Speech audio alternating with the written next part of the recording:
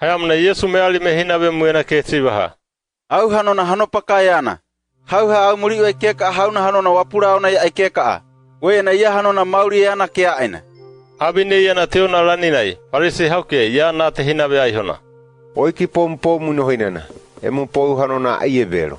Yesu hina be na ke tibaha. Ki pou nya hainana hanona evero. Pokina mai ekana mai kaya ekana au ayobina. Ya wai hanona au mai ekana au kaya ekana ai to ayobi apuana. Wai meali me ke hoa ihobona yau tukaya haina au. Au hanona taiha aina kaya haina. Ya au kaya hai pawawa narea.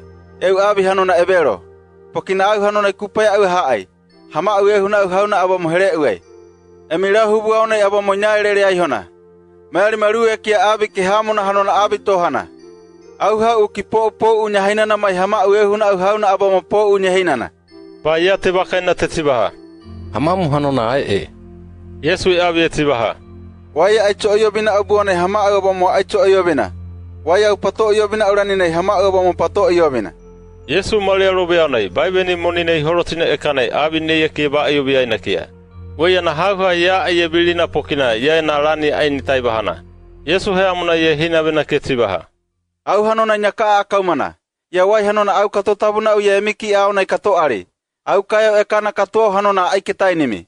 Abine yana paunai. Yuda haukia pauke kipoke te bakai te tibaha. Ia nani abi aiho. Au kaya ekana hanona wai ai kato mai.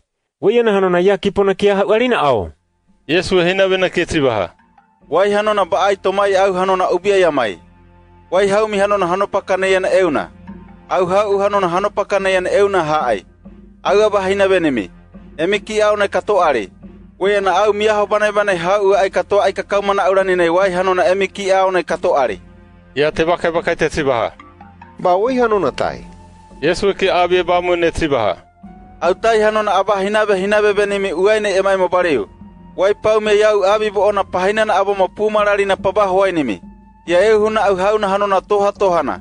Au ia here nei naona hauna mo hanopakai na hinabena. Ia hamana rubana ya hauna hanona. Obona aite obo.